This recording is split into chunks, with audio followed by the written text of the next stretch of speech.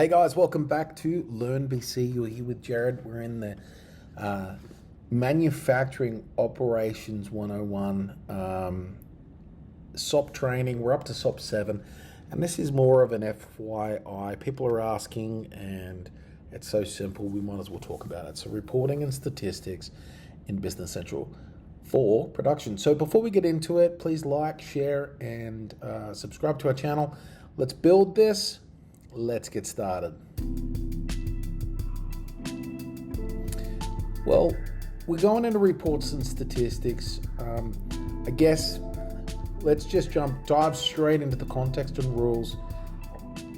The trigger, the context, a requirement to review manufacturing performance and analyze production costs or check the status of current orders. So it's really important. You need to know your stats. Okay.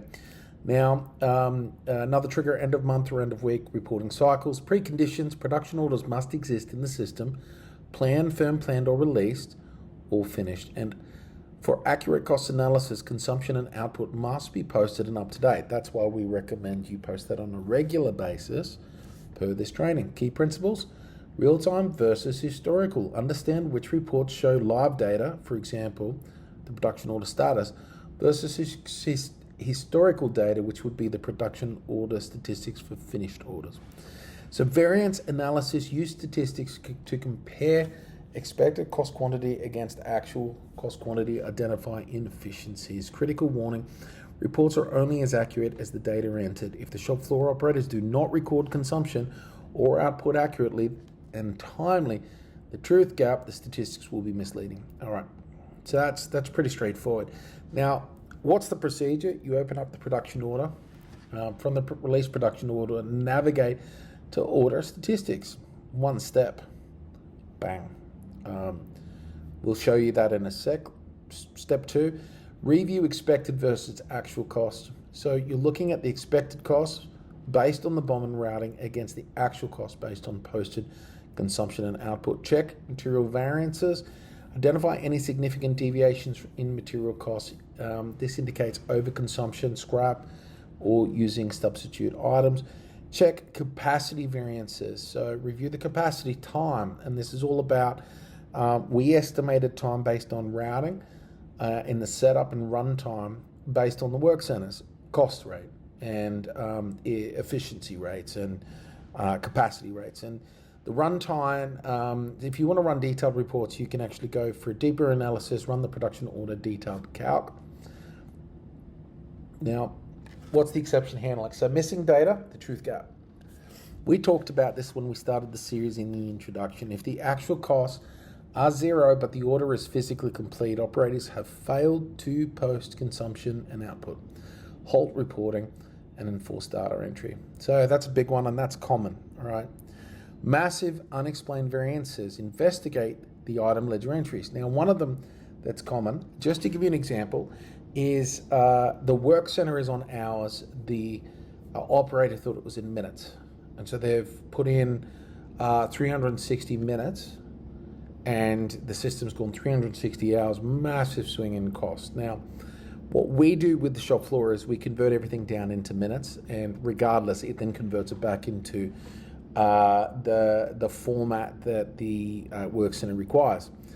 But it is a real issue. Now, negative variances. A negative variance means that you use less material or time than expected, while good, investigate to ensure quality wasn't compromised and steps are skipped.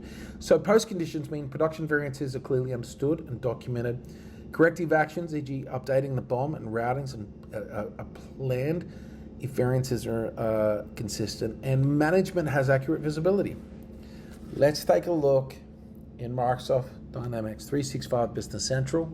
Here I am sitting in release production orders. I have a production order here, and the first way for us is to actually, we're actually going to go into order and statistics. And so as I hit statistics, I can see on this order, we were expected cost, actual cost.